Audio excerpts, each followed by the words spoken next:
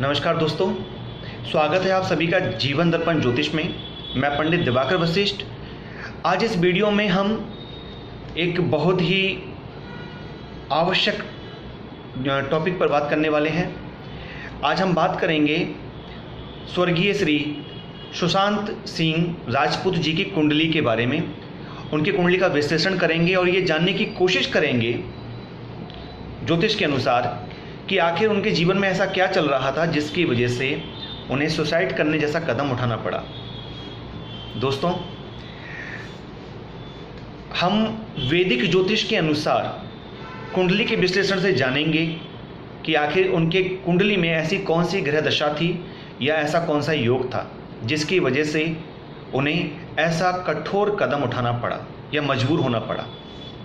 देखिए, उनकी जो जन्म कुंडली है वो हमारे सामने खुली हुई है और हम उसको देख पा रहे हैं। सबसे पहले तो हम उनकी कुंडली के अंदर, किसी भी व्यक्ति की कुंडली के अंदर यदि ये जानना है कि वो व्यक्ति सुसाइड कर चुका है या कर सकता है, या फिर ये जानना है कि उसने ऐसा कदम क्यों उठाया या उठा सकता है, तो उसके लिए सबसे पहले हम कुंडली में ये जानने की कोशिश करेंगे कि उस व्यक्ति की, जिसकी हम कुंडली देख रहे हैं, उसकी आयु आखिर कितनी है। क्या वह अल्पायु है, पूर्ण आयु है या मध्यम आयु का है।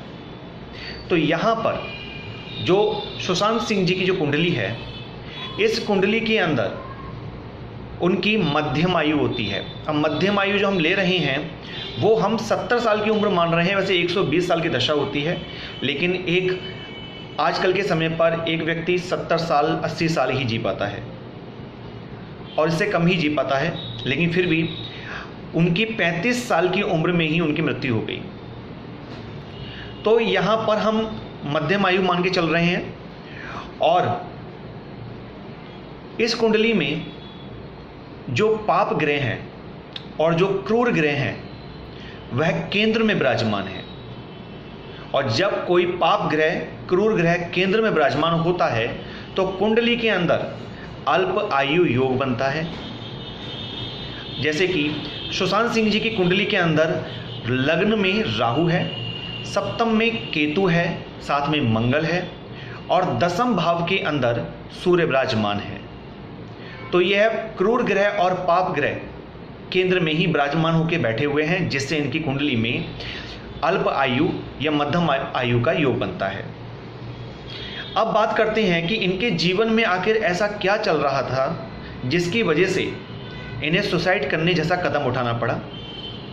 तो सबसे पहले इनकी कुंडली को जब हम देख रहे हैं तो हम आपको एक सिद्धांत बताएंगे कुंडली में ज्योतिष के माध्यम से कि चंद्रमा पर जब पाप ग्रहों का प्रभाव होता है तो ऐसे व्यक्ति के जीवन में डिप्रेशन आ जाता है।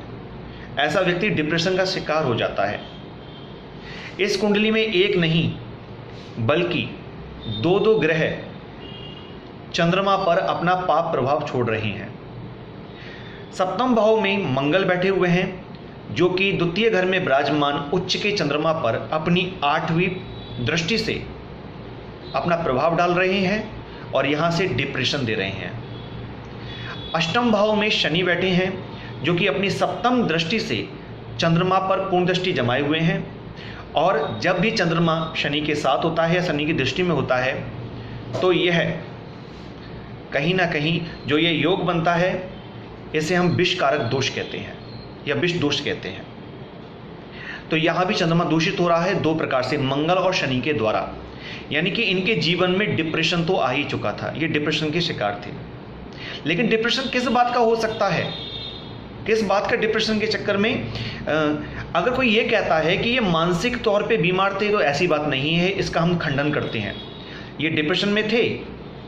जब किसी व्यक्ति के साथ कोई घटना घट रही होगी तो वो डिप्रेशन में ही आएगा, लेकिन वो मानसिक रोगी थे ऐसा हम नहीं कह सकते। इनकी लगन में राहु है और लगन का जो राहु होता है वो व्यक्ति को बहुत शार्प बुद्धि का बनाता है, तेज बनाता है, चतुर बनाता है। ऐसा व्यक्ति अपने जीवन में बहुत आगे तक जाता है, बहुत तरक्की करता है। तो यहाँ पर हम ये नहीं कह सकते, लेकिन हाँ ये जरूर कहेंगे कि वो डिप्रेशन में थे, क्योंकि चंद्रमा पर पाप प्रभाव है। अब बात करें किसी भी व्यक्ति के अंदर जो डिप्रेशन आता है तो कहीं ना कहीं उसको जो सामने की बातें होती हैं, जो परेशानी होती है उसके जीवन की, उनसे वह कितना लड़ पा रहा है या कितना हताश हो रहा है, इस बात का आंकड़ा हम लग्न से निकालते हैं, लग्निश से निकालते हैं। तो सुशांत सिंह जी की जो लग्न है वो मेष लग्न है और जिनका स्वामी मंगल बनता है, जो केतु के साथ जाकर अपने ही बराबर के ग्रह केतु के साथ बैठकर सप्तम भाव में बैठा है और वह 29 डिग्री का है। 29 डिग्री किसी भी ग्रह की मृत अवस्था होती है, यानी कि मंगल यहाँ पर बहुत ज़्यादा वीक है, कमज़ोर है। यानी लग्न का मालिक कमज़ोर हो जाएगा तो दूसरे ग्रह अपना अच्छा प्रभाव डाल देंगे। अच्छा प्रभाव से मतलब है कि डिप्रेशन देने वाले ग्रह उसको डिप्रेशन देंगे, वह उस डिप्रेशन से हार मान जाएगा, इसलिए ऐसा होगा। एक बात। दूसरी बात इस कुंडली में यह है कि बुध, जो कि बुद्धि का, ज्ञान का, विवेक का कारक होता है, वो इस कुंडली के अंदर 0 डिग्री का है। क्योंकि हम कोई भी भविष्यवाणी कर रहे हैं, कोई भी बात बोल रहे हैं किसी भी कुंडली पर, तो वहां पर ग्रहों का बलाबल देखना बेहद जरूरी है। तो बुध यहां पर 0 डिग्री का है और ज्ञान से ताल्लुक रखने वाला बृहस्पति, 10वें भाव के अंदर गुरु बृहस्पति नीच के होकर बैठे हैं और वो भी 29 डिग्री के हैं, यानी कि बृहस्पति भी यहां पर मृत अवस्था में है। तो आपने देखा बुध, बृहस्पति और मंगल, ये तीनों ग्रह यहां पर मृत अवस्था में हैं। इसलिए शनि 13 डिग्री के हैं, पूर्ण बलवान है। चंद्रमा 13 डिग्री का है, पूर्ण बलवान है, यानी कि चंद्रमा पर शनि का पूर्ण प्रभाव है। अब देखते हैं कि इन पर दशा कौन सी चल रही थी जिस समय पर इन्होंने ये कदम उठाया, सुसाइड किया। तो गुरु की दशा चल रही थी, महादशा, विंशोत्तरी, और अंतरदशा जो थी वो भी गुरु की थी। प्रत्यंतर दशा जो थी वह राहु की थी और जो सूक्ष्म दशा थी वह शनि की थी। यानी कि गुरु में गुरु और राहु फिर शनि, इस कॉम्बिनेशन में इन्होंने सुसाइड कर लिया।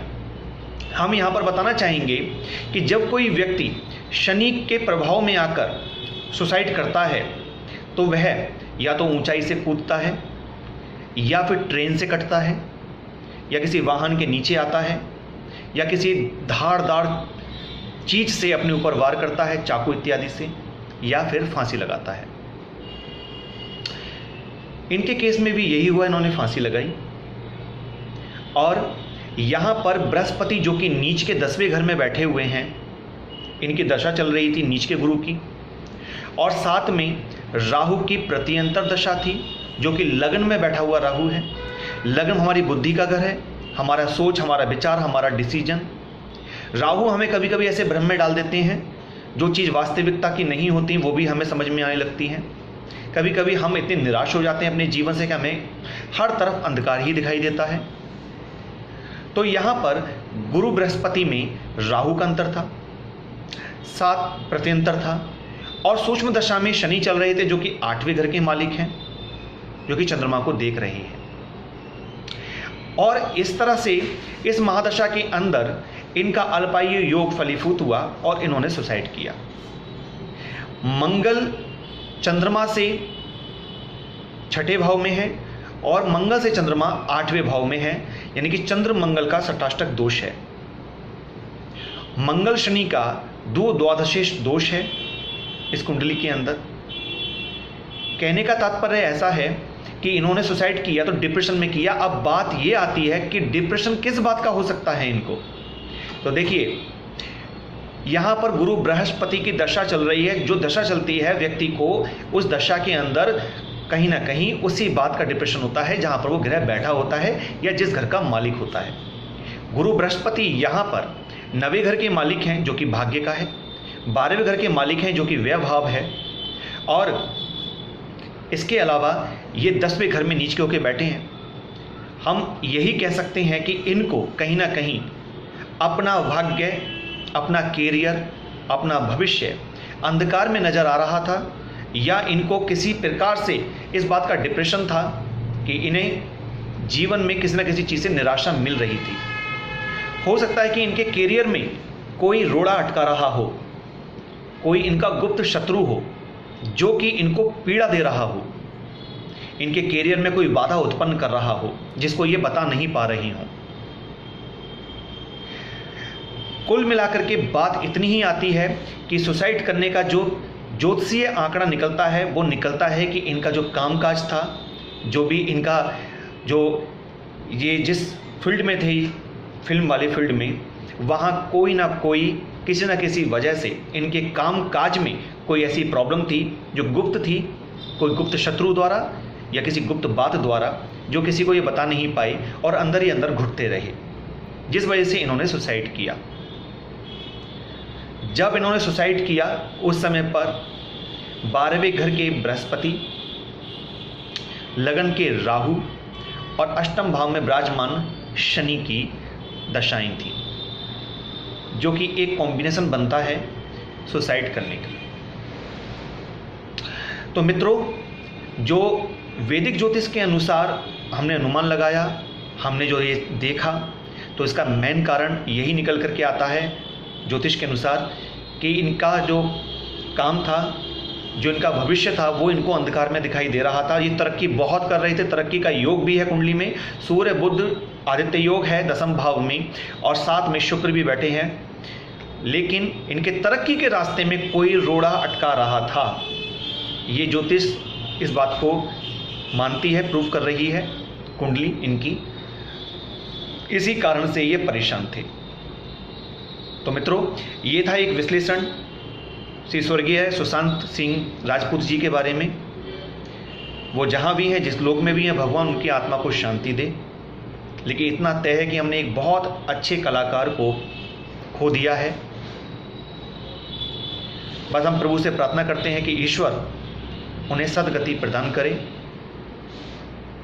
इसी मंगल कामना के साथ हम आप सभी से विदा लेते हैं। नमस्कार।